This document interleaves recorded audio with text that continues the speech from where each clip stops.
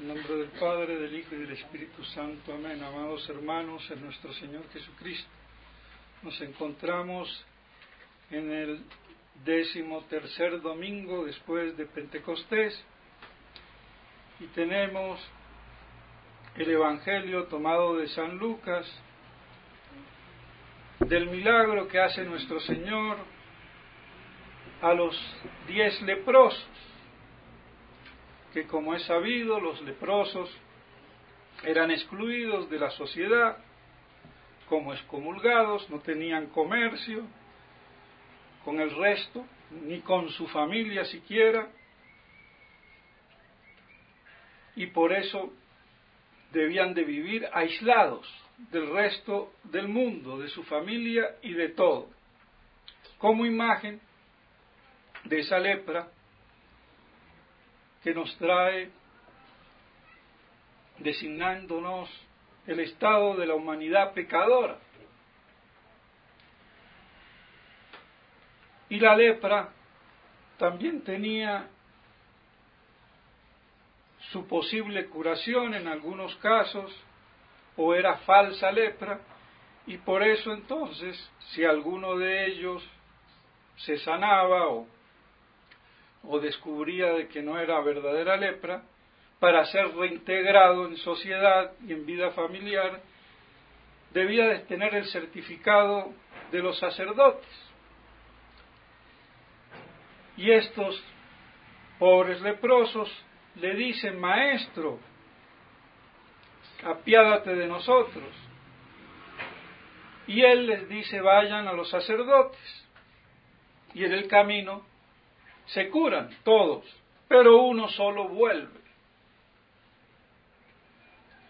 Normalmente se hace énfasis en que vuelve a dar gracias, pero no olvidemos, antes se postró, adoró a nuestro Señor dándole gracias.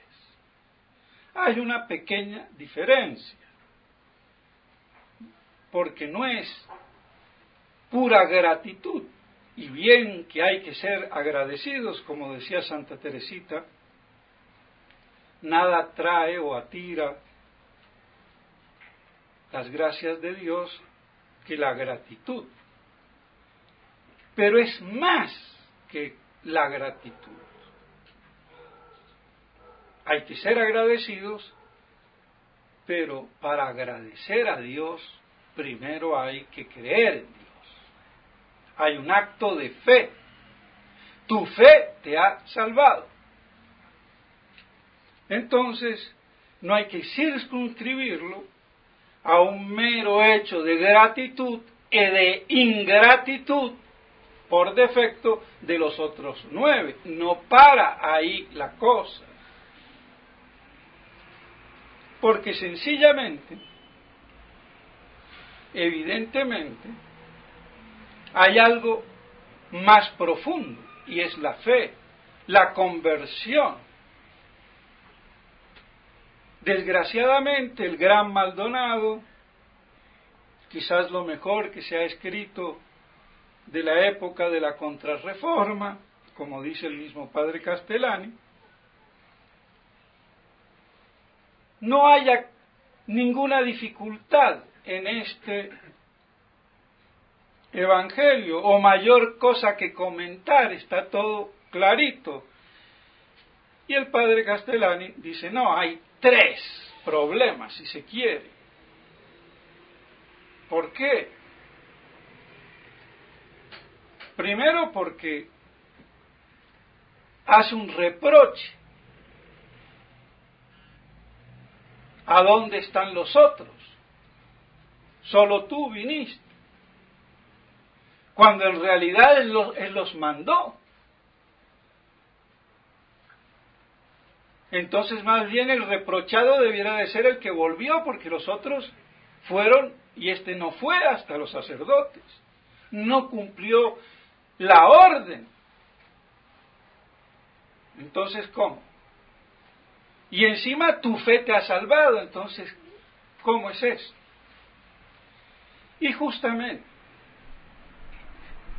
por todo el problema de fondo que se le escapó a Maldonado, al gran Maldonado. No lo digo yo, lo dice el padre Castellani.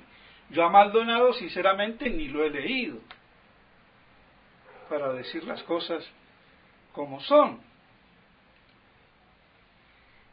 Entonces sí hay que comentar y explicar y no caer en la ridiculez, y ahí lo grave de Maldonado,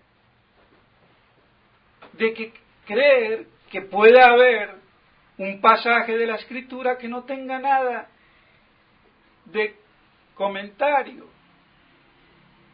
Porque todo pasaje de las Escrituras es profundo. Otra cosa es que no nos damos cuenta muchas veces. Y de ahí la necesidad de la lectura, del estudio, de la profundización y de la oración. Porque todo tiene su peso y su medida e importancia en los evangelios, en las Escrituras.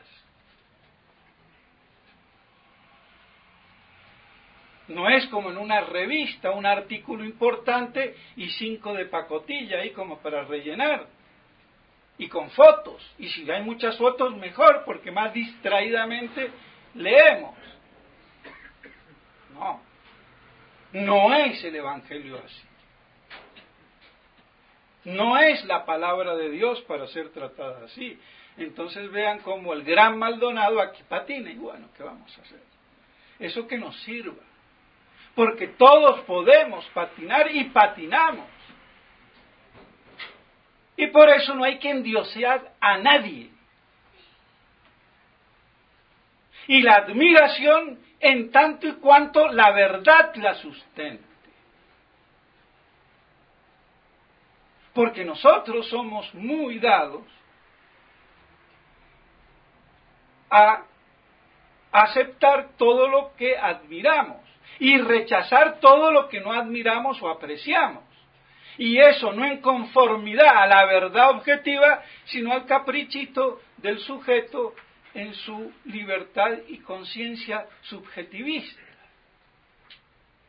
Y así incluso las cosas de Dios. Entonces, cuando va contra mis imaginaciones religiosas, incluso dogmatizadas, yo no acepto. Y lo que va en favor, dogma de fe, palabra de Dios. Y amén. Y para que nos sentamos aludidos cuando hablamos de un papa. Si un papa puede ser papa, no papa, hereje, no hereje, antipapa o qué. Y todo el mundo chilla. Pero nadie estudia.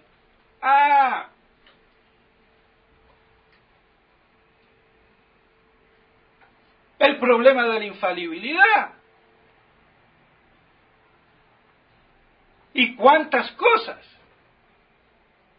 Entonces, ¿qué? ¿La religión hecha a nuestra medida? No, señor. A la medida de la verdad. Y de la verdad revelada. Y dejémonos de los pajaritos y fantasías. Porque el matrimonio, por dar una comparación, no es lo que la boba o el bobito imberbe, recién casado, y digo bobo porque todo enamorado medio se emboba, cree que es el matrimonio. Y cuando se le acabó el dulcecito, ¿qué pasa? Separación, ¿qué es lo que pasa hoy? Entonces, a las cosas con la verdad y nada sin la verdad en todos los terrenos y más aún en el religioso y en el teológico y en el doctrinal. Ciencia con sapiencia, sabiduría. Pues bien, entonces, ¿cuál es el reproche que hace nuestro Señor? Y no es que le diga, tú eres el único que viniste a agradecerme, no. tu fe te ha salvado. ¿Dónde están los otros 9? ¿No fueron 10 los curados? Pero ¿cómo? ¿Tú no dijiste id a los sacerdotes? ¿A qué viene el reproche? Porque justamente ante lo sucedido, es decir, si rebobinamos un poco, ¿qué pasa? Le piden estos leprosos ayuda al maestro. Mirarían en él un profeta, un hombre de Dios, que les haga el milagrito. Nuestro Señor no se los hace. Les dice, id a los sacerdotes. Como si los iría a curar, o como si ya estuvieran curados. Tienen fe, pero no fe teologal, sino la fiducia, confianza. Bueno, me dice que vaya, vamos, a ver qué pasa. Y en el camino se opera el milagro. Y solamente uno reconoce la huella, el dedo de Dios. Los demás siguen cumpliendo la orden. Este se regresa. ¿Por qué? Justamente por ese acto trascendental, que cuando yo me topo con la divinidad, todo lo demás claudica, incluso las órdenes. Y por eso se regresa a adorar ya con fe y a dar gracias, dicho sea de paso, porque no hay que ser desagradecidos. Y por eso el padre Castellani dice que ese impulso natural, instintivo, religioso, que todo hombre tiene, como hace ver, dice él, el famoso von Monokov, o como se diga, que habla de los 7 instintos, y no voy a ponerme ahora a hablar de eso, pero que sería muy bueno para los psicólogos saberlo. Pues bien, uno de los instintos más profundos es la religiosidad, que no es la religión, aunque la religión necesita de la religiosidad. El hombre no es solamente un animal racional, y no solamente un animal social, como dijo Aristóteles, es también un animal religioso, como dejan de decir muchos filósofos, que lo pueden saber, entender y comprender, pero no lo dicen.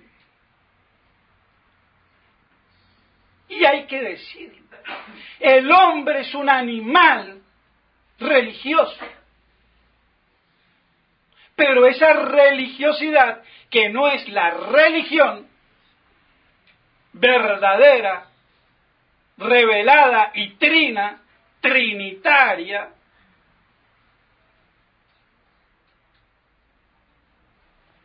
es el soporte.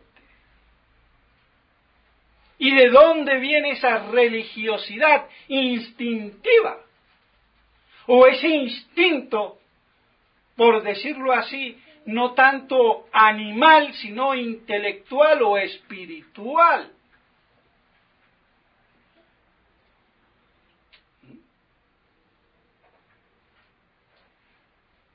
Netamente. De la indigencia, de la contingencia del ser. Y contingencia quiere decir corruptibilidad.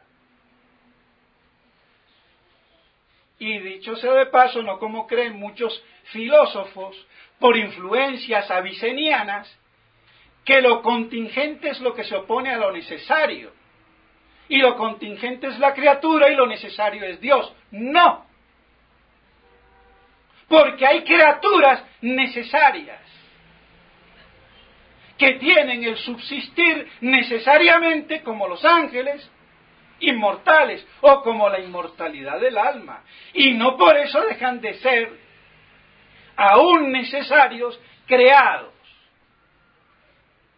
Entonces ese error craso, incluso traducido a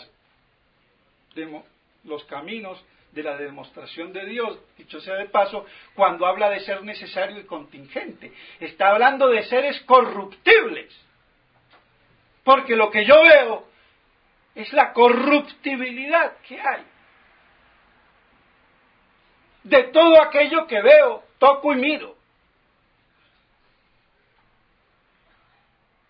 E incluso algunos, como Santo Tomás y Aristóteles, creían que había seres necesarios, como las estrellas, eran incorruptibles, porque adhería tanto la forma en la materia que absorbía que no podía tener otra materia, como decir, un hombre que copa tanto a su mujer que no le permite que tenga otro marido. Como quien dice, está tan enamorada que no cabe otro. Cuando deja de estar tan enamorada, de pronto se va metiendo el otro. ¿Ven? Bueno, de algo sirven las novelitas de amor y la cinematografía si religiosamente se la mira.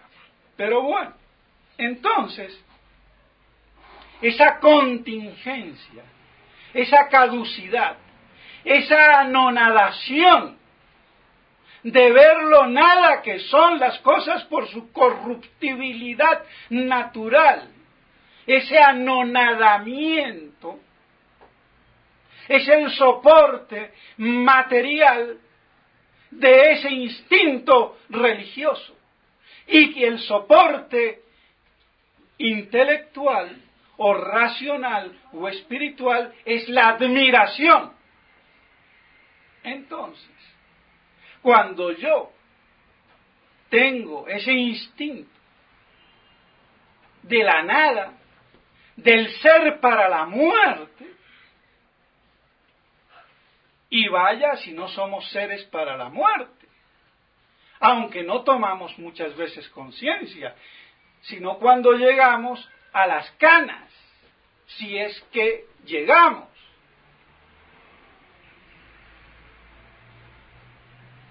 Porque algunos ni morir y piensan en resucitar por obra de la ciencia, como el judío de Walt Disney. No sé si estará todavía el tipo congelado esperando que aparezca algún científico que lo resucite.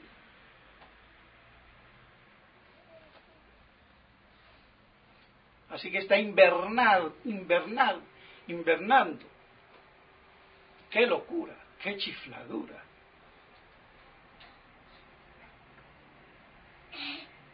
Pero bueno, así son las cosas. Entonces, ¿qué pasa?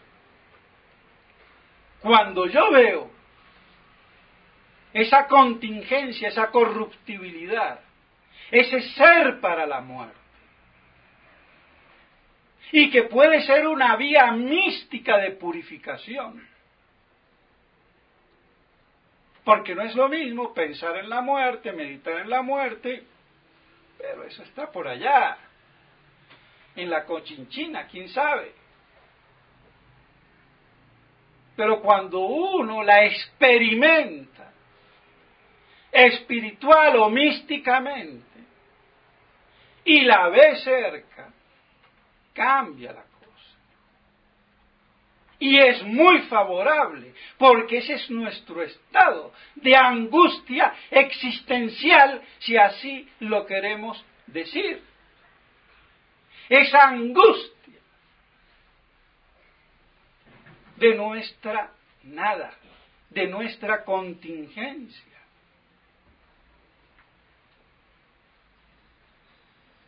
Entonces, eso nos da ese impulso de religiosidad que se puede desviar. Los musulmanes son un pueblo muy religioso, y lo decía ya Heródoto, antes del cristianismo, creo. Ahora no sé si Heródoto era antes o después, pero bueno, padre de la historia, que el pueblo egipcio era uno de los más naturalmente religiosos del universo. O sea que se puede ser muy religioso, pero sin verdadera religión. Un judío muy religioso sin verdadera religión. Poco o más religioso. Entonces esa religiosidad instintiva debe descuajar en la verdad de la revelación. Y así ya entonces se encuadra en la verdadera religión revelada del Dios uno y trino. Y ven cómo esto se concatena con lo que dije el domingo pasado y el antepasado.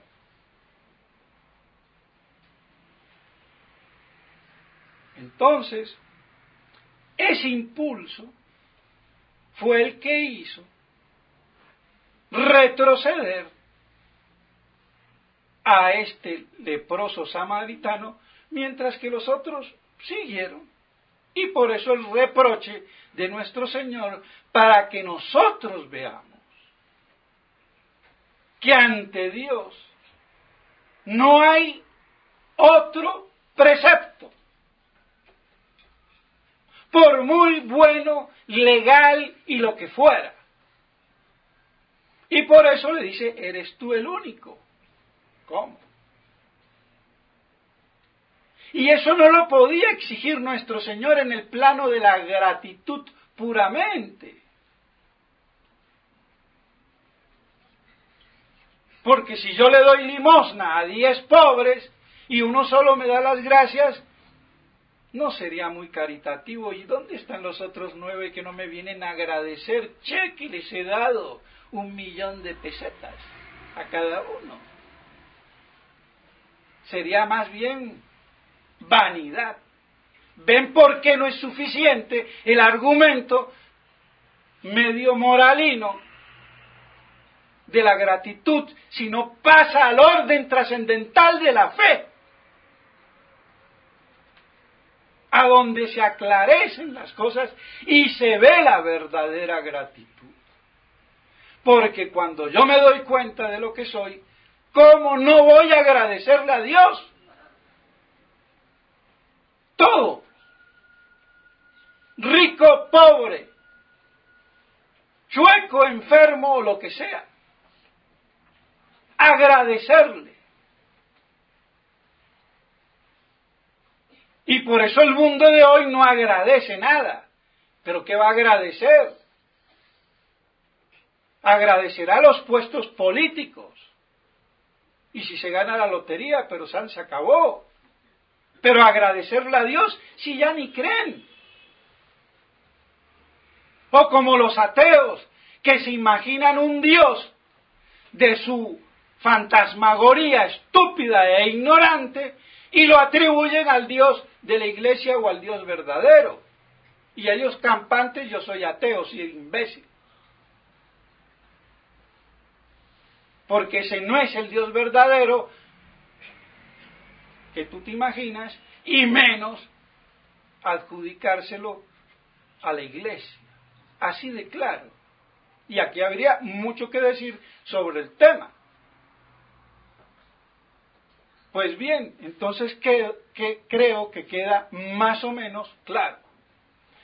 Y sin el alargarme, pero toca, porque vemos cómo la trascendentalidad de la fe, donde todo lo demás se eclipsa, y hay que venir una de dos: o sigo caminando beneficiado, pero sin reconocer a Dios, sin convertirme, y que se convierte y viene a adorar y a dar gracias. a nuestro Señor. Por eso le dice, tu fe te ha salvado. Y vemos la epístola concomitantemente y armónicamente, como también me habla de la fe, de la promesa hecha a Abraham, padre de la fe, 430 años antes de la ley de Moisés. La salvación no viene por la ley de Moisés, viene por la promesa hecha a Abraham. Y esa promesa es Cristo, en Cristo y por Cristo.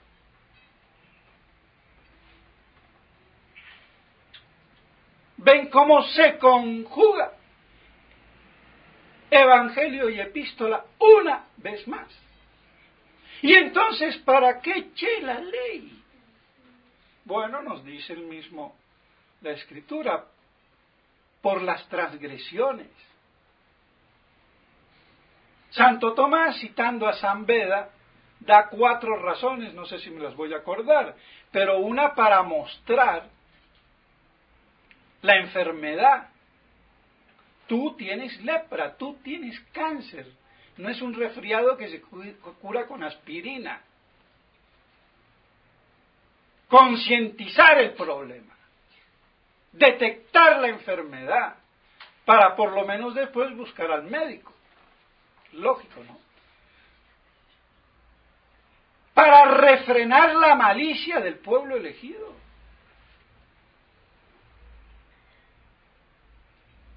Bastante desviadito. Para domeñar o domar la concupiscencia, que Santo Tomás dice era la lascivia idolátrica, porque podemos pensar en la carnal. Antiguamente la lascivia era ese apetito desordenado de algo, en general. Normalmente ahora tendemos a que es puramente carnal, un apetito inmoderado. Pero Santo Tomás hace el énfasis, la lascivia idolátrica. No apunta tanto a lo carnal, aunque también podamos suponer que estaría incluido. Pero Santo Tomás no dice carnal, dice idolátrico. Esa facilidad del apetito inmoderado por la idolatría del pueblo elegido, donde 1001 vez tenemos ejemplos.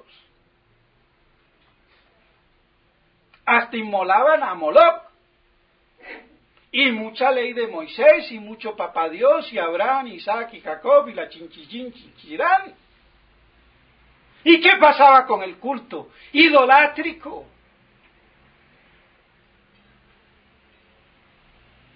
Entonces eso había que refrenarlo.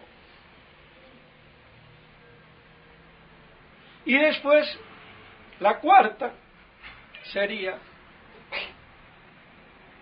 para solventar un poco la ignorancia que había al respecto. Y así entonces, con la figura del Antiguo Testamento, lo prefigurado por la ley,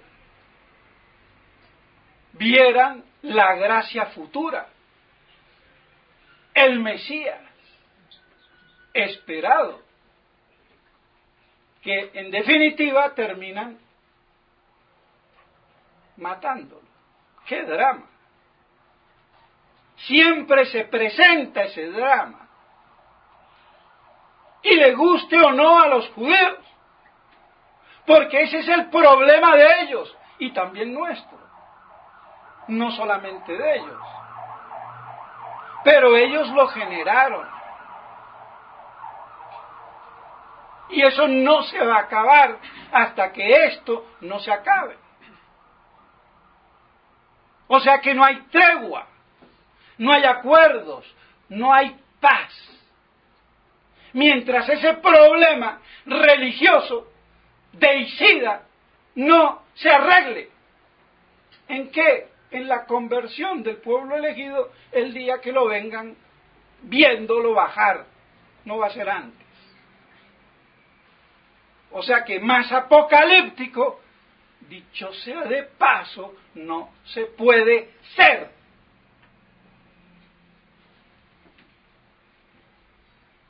Pero ahí está. Y por eso la gran promesa de un solo rebaño bajo un solo pastor. Gentiles y judíos convertidos en el famoso reino milenario de Cristo en esta tierra y no allá en las nubes, en los santos cielos. Por ahora, nunc autem, mi reino no es de aquí. Por ahora.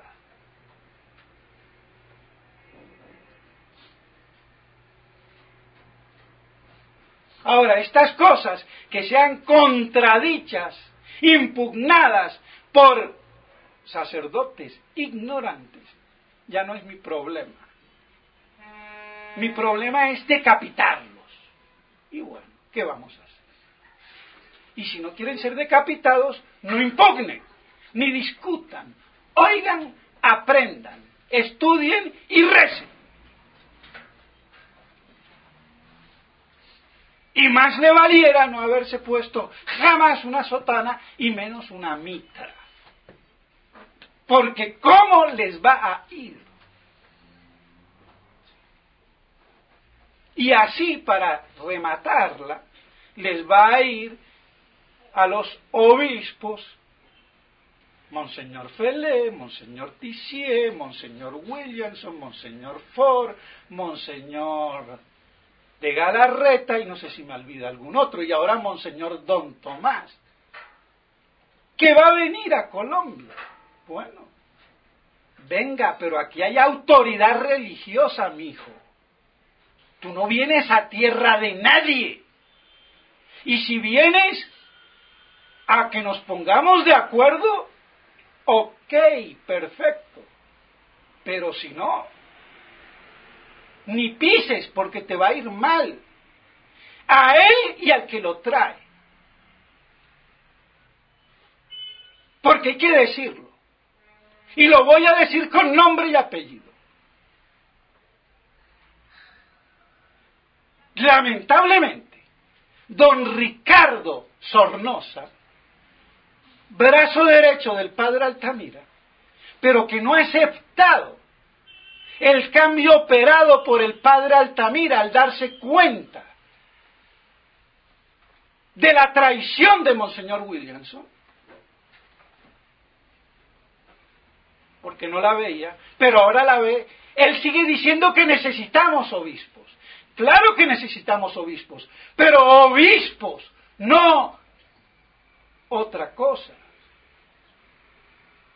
¿Y a dónde están los obispos?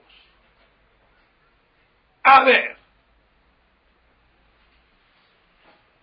Entonces le cae a Sornosa, lo lamento mucho. Y tengo que hablar con él. Y ya se lo he hecho de algún modo saber. Lo que pasa es que he estado esperando. Y hasta el mismo padre Altamira me ha pedido que hable. Porque él ya está cansado de hablarle.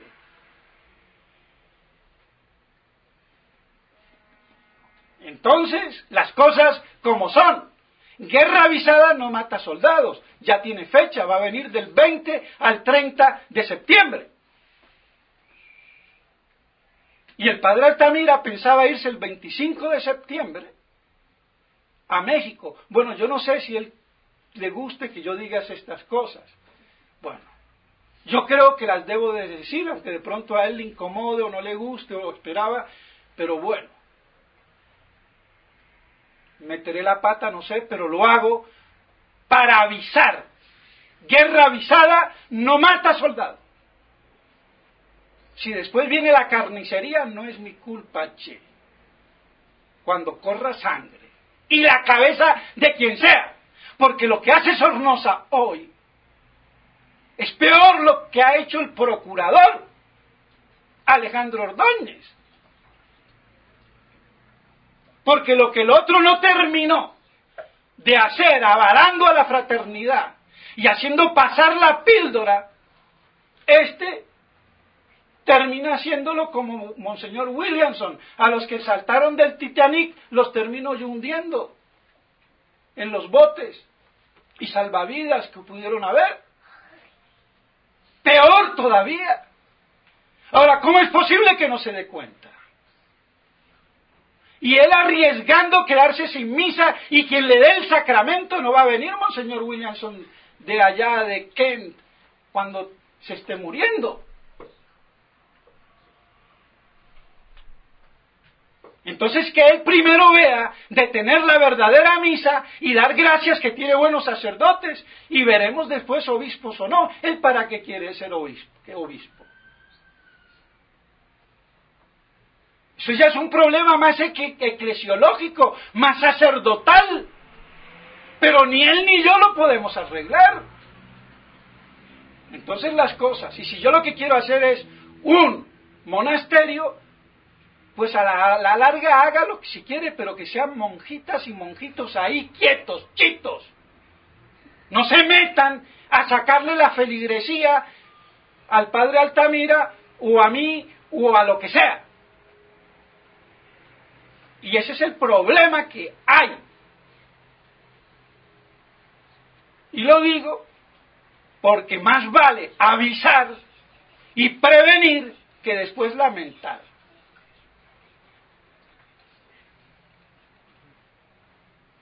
Y yo soy guerrero hasta la muerte. Creo que lo he probado. Y el que lo dudo, que se me ponga de frente a ver cómo le va a ir.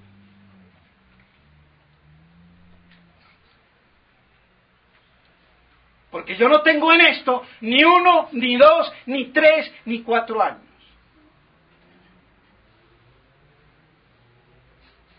Y además en este cuento he sido el primero. Guste o no guste, orgullo o no orgullo, las cosas como son.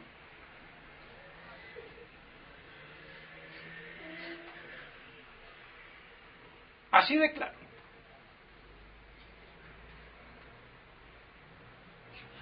Entonces, creo yo, me he exagerado, me he alargado, pero bueno, esa es la situación. Tu fe te ha salvado. Guardemos bien ese instinto religioso, que es el que Sornosa tiene ahora desviado, y que no se somete a la autoridad sacerdotal local. ¿El que piensa? ¿Brincarse? Si lo quiere hacer, bien, pero allá va cómo le va a ir. El padre Rafael, él lo echó, aunque no quiere decir, y estoy diciendo cosas graves, pero es así.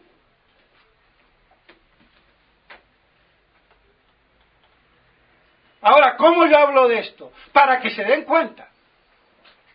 El que se me enfrenta, como yo no tengo pelos en la lengua ni cola de paja, con la verdad fulmino. Y doy nombres y apellidos. No, me voy a ir por las ramas.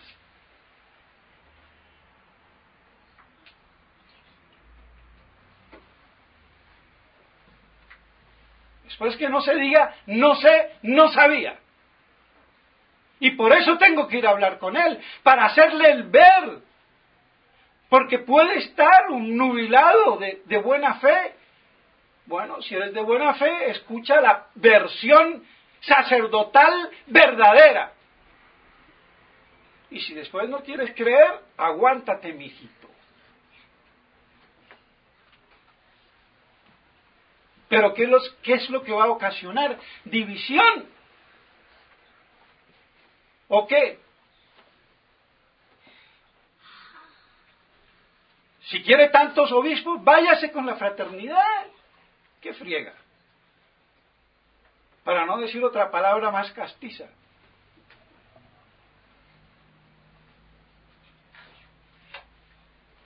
Entonces, Mis estimados hermanos, hay que tener la religiosidad encauzada en la verdadera religión y en su verdadera defensa, para que la fe nos salve.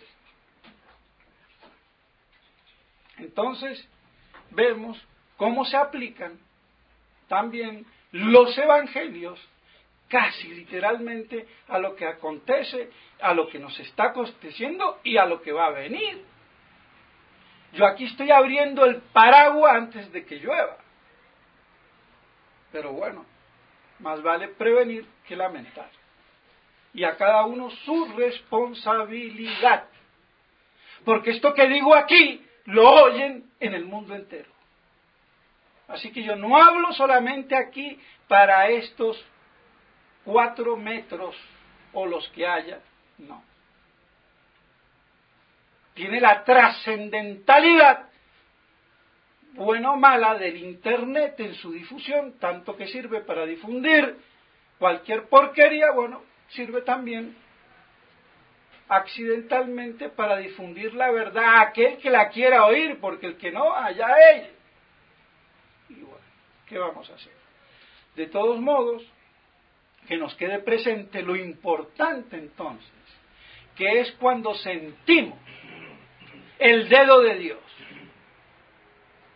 Todo lo demás se eclipsa, deja la primacía a la trascendentalidad de Dios, a la cual adherimos por la fe. Mis estimados hermanos, que esa fe nos la guarde nuestra Santísima Señora, abogada nuestra, para que nos proteja. Y que la lucha y el combate sea por amor a la verdad, sin vanagloria ni orgullo, y con deseo de convertir, no de aplastar, de marginar, y que realmente seamos todos uno, en un mismo corazón, que ame, conozca y sirva a Dios. En nombre del Padre, del Hijo y del Espíritu